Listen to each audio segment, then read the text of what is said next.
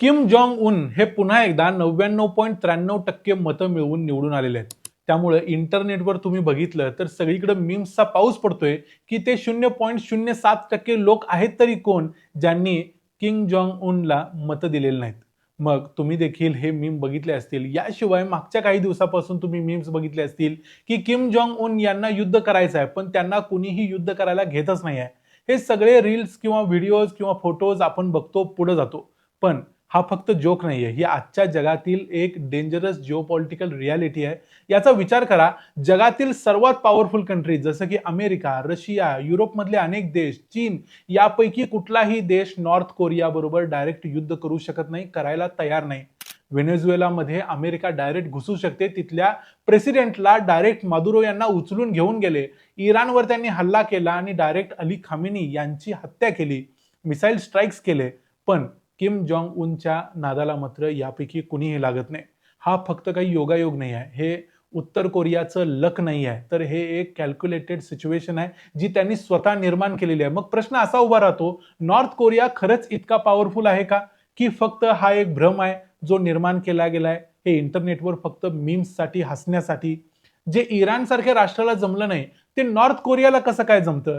आज आपण facts, data आणि रिअल स्ट्रॅटेजीज यांच्या माध्यमातून समजून घेऊया की हर्मिट किंगडम ज्याला म्हटलं जातं ती नॉर्थ कोरिया खरोखर सुपर पॉवर आहे की काय आहे, आणि त्यांना हे सगळं जमतं तरी कसं.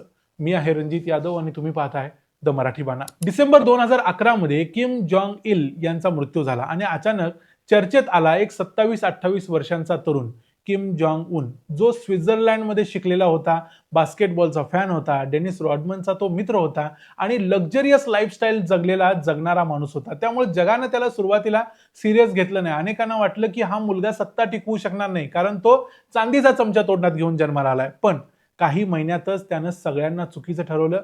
त्याने आपल्या सख्या काकांना म्हणजे जॉंग सांग ठैक, जे देशातील अत्यंत शक्तिशाली व्यक्ती होते, त्यांना पब्लिकली एक्झिक्यूट केलं, म्हणजे फाशी देऊन मारून टाकलं. आणि हे गुप्तपणे नाही तर सगळ्या जगासमोर केलं. याचे व्हिडिओज, फोटोज सगळीकडे आले. यामध्ये एक क्लिअर मेसेज होता की I am the supreme authority in north Korea, माझ्या पुढं कुणीच नाही.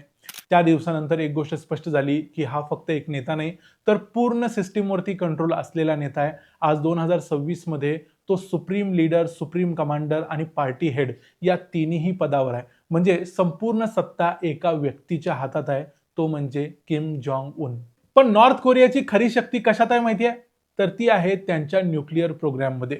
9 ऑक्टोबर 2006 रोजी त्यांनी पहिली न्यूक्लिअर टेस्ट केली आणि त्यानंतर 2006 ते 2017 या दरम्यान एकूण 6 टेस्ट केल्या. प्रत्येक टेस्ट मागच्या टेस्टपेक्षा जास्त पॉवरफुल होती. 2006 मध्ये त्यांनी 1 किलोटन क्षमतेचा अणुबॉम्ब होता, त्याची टेस्ट केलेली होती. 2017 मध्ये त्यांनी 250 किलोटनचा बॉम्ब टेस्ट केला. याची तुलना जर करायची म्हटली तर हिरोशिमामध्ये जो अमेरिकेने बॉम्ब टाकलेला होता तो 15 किलोटनचा होता आणि नागासाकीमध्ये 21 किलोटनचा होता. म्हणजे नॉर्थ कोरियाची जी टेस्ट होती ती सुद्धा हिरोशिमापेक्षा 16 पट जास्त पॉवरफुल होती. याच वर्षी त्यांनी एक इंटरकॉन्टिनेंटल बॅलिस्टिक मिसाईलची चाचणी केली, ज्याची रेंज होती 12,000 किलोमीटर.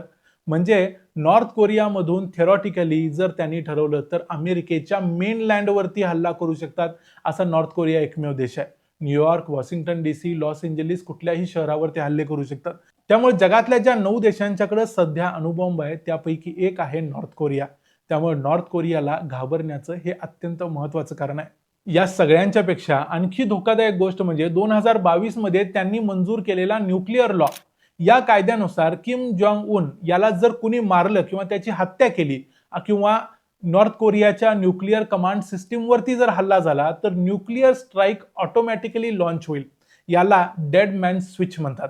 म्हणजे कोणताही माणूस निर्णय घेणार नाही, सिस्टीम स्वतः निर्णय घेईल आणि त्याप्रमाणे निगोशिएशन करण्यासाठी समोर कुठला माणूसच असणार नाही, कारण तुम्ही ऑटोमॅटिक सिस्टीम बरोबर चर्चा करू शकत नाही. सध्या नॉर्थ कोरियाकडे अंदाजे 40 ते 50 न्यूक्लिअर वॉरहेड्स असल्याचा अंदाज आहे, म्हणजे 50 अणुबॉम्ब त्यांच्या जवळ आहेत. आणि त्यांची ही सगळी जी पॉलिसी आहे ती खूप अस्पष्ट आहे आणि खूप जगाला भीती घालणारी आहे. तुम्ही जर त्यांच्यावर हल्ला केला, कसलाही साधा हल्ला जरी केला तरी ते कदाचित तुमचा जो पलटवार आहे तो करताना न्यूक्लिअर वेपन वापरू शकतात. ही भीती जगातल्या प्रत्येक राष्ट्राला कायम राहते. न्यूक्लिअर वेपन्स व्यतिरिक्त नॉर्थ कोरियाची कन्व्हेन्शनल जी मिलिटरी आहे ती सुद्धा खूप जास्त आहे. त्यांचा देशाची जी लोकसंख्या आहे त्याच्या मानानं म्हटलं तरी त्यांच्याकडे 12 लाख ऍक्टिव्ह सोल्जर्स आहेत.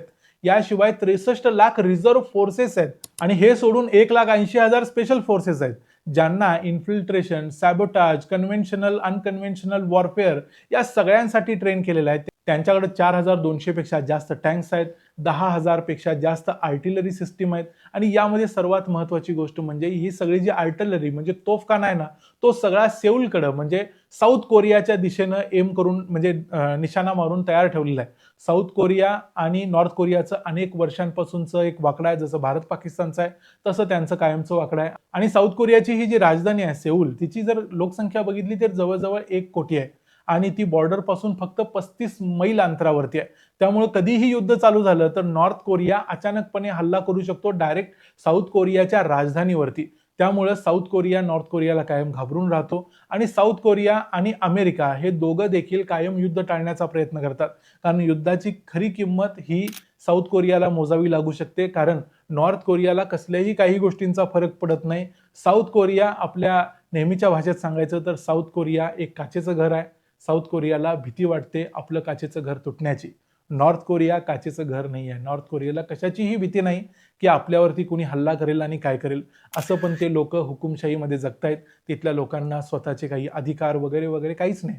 त्यामुळं तिथल्या लोकांना कशाचीही फिकीर नाही. आपला नेता जो निर्णय घेईल तो बरोबर असेल असं ते समजतात.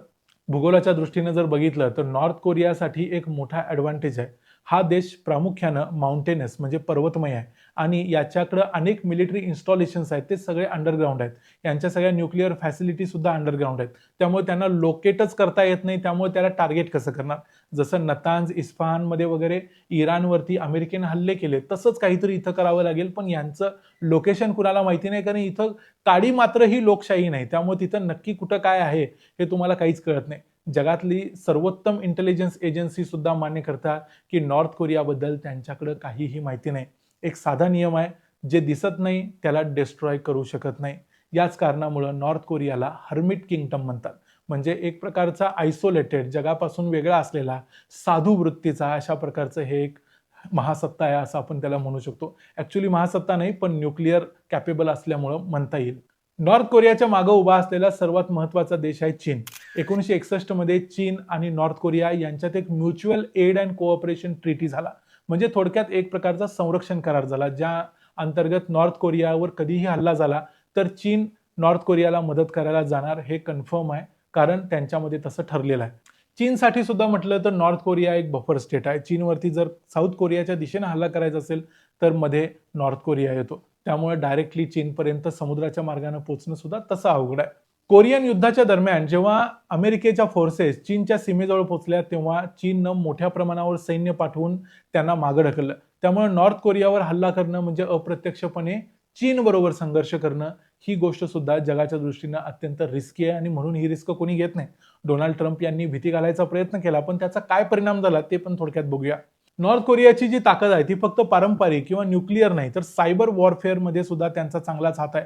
त्यांच्या ब्युरो 121, रिकनेसन्स जनरल ब्युरो यासारख्या युनिट जगभरात हॅकिंग ऑपरेशन्स करत असतात. क्रिप्टो एक्सचेंजेस, इंटरनॅशनल बँक्समधून बिलियन्स ऑफ डॉलर्सची चोरी वगैरे हे सगळे करत असतात. हा पैसा त्यांना न्यूक्लिअर आणि मिसाईल प्रोग्रामसाठी वापरला जातो. हा एक विचित्र प्रकारचा विरोधाभास आहे. एकीकडे या देशामध्ये भरपूर गरिबी आहे, सामान्य ज्या छोट्या मोठ्या सुविधा असतात त्या लोकांना मिळत नाहीत. दुसरीकडं त्यांचे हॅकर्स जगातल्या सगळ्या फायनान्शियल सिस्टीम हॅक करतात आणि वापरतात कशासाठी, तर शस्त्रांसाठी. त्यामुळे नॉर्थ कोरिया हा एक विचित्र असा देश आहे. डिप्लोमसीच्या दृष्टीने बघितलं डोनाल्ड ट्रम्प आणि किम जॉंग उन यांची भेट हा एक अत्यंत महत्वाचा टप्पा होता. 2018 मध्ये सिंगापूरमध्ये पहिली अशी एक समिट झाली जिथं दोन्ही नेत्यांनी हँडशेक केला आणि डिन्यूक्लिअरायझेशन म्हणजे आपली अण्वस्त्र नष्ट करण्याबद्दल चर्चा झाली. जगाला वाटलं की आता टेन्शन कमी होतील. 2019 मध्ये हानोईमध्ये दुसरी एक मीटिंग झाली जिथं किम जॉंग उन स्वतः 65 तासांचा ट्रेनने प्रवास करून पोहोचले. पण या बैठकीत कोणताही ठोस करार झाला नाही. त्याच वर्षी ट्रम्प आणि किम यांची एक भेट झाली बॉर्डरवरती आणि यामध्ये डोनाल्ड ट्रम्प काही काळासाठी म्हणजे 47 सेकंदासाठी नॉर्थ कोरियाच्या टेरिटरीमध्ये गेले होते. असं करणारे कदाचित ते अमेरिकेचे पहिले प्रेसिडेंट असतील.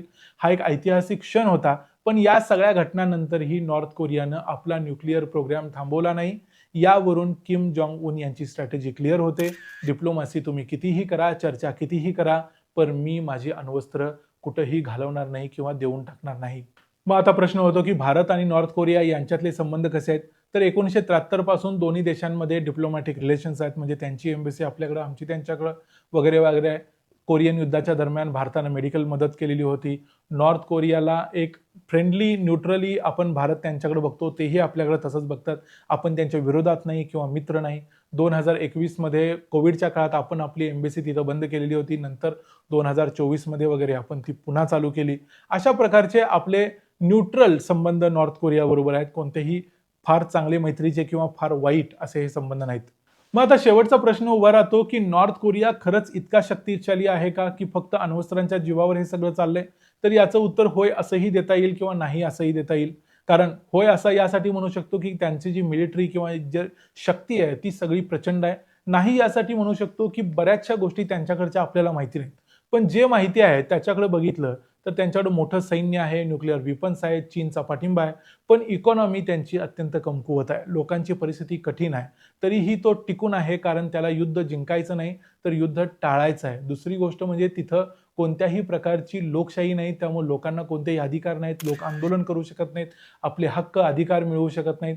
पण त्यांना जे युद्धासाठी जी भीती घालायची आहे त्यासाठी ते न्यूक्लिअर कॅपेबिलिटीचा वापर डेटरन्स म्हणून करू शकतात. म्हणजे आमच्यावर जर तुम्ही अणुबॉम्बचा किंवा कुठल्याही शस्त्राचा प्रयोग कराल तर आम्हीही तुमच्यावर अणुबॉम्ब टाकून तुमचं नुकसान करू शकतो. आणि सगळ्या मोठ्या मोठ्या देशांच्याकडे अणुबॉम्ब आहेत, त्यामुळं यांच्या नादाला लागून आपल्या देशाची वाट लावून घ्यायला कुणीही तयार नाही.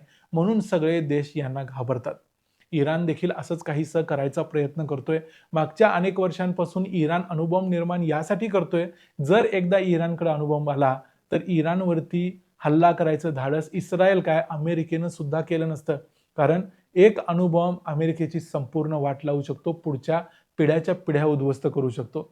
पण अमेरिका देखील इराण बरोबर हे करू शकते, पण त्यामुळे इराणला जास्त फरक पडत नाही. कारण अमेरिका आणि इराण यांच्यात तुलना केली तर पुन्हा एकदा अमेरिकेचं घर काचेचं आहे. घाबरायची गरज अमेरिकेला आहे.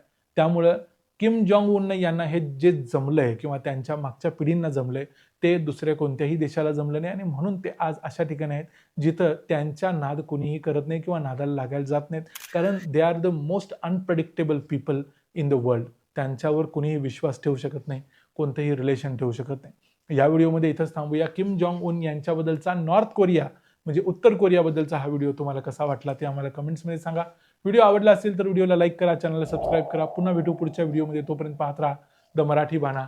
जय हिंद, जय महाराष्ट्र.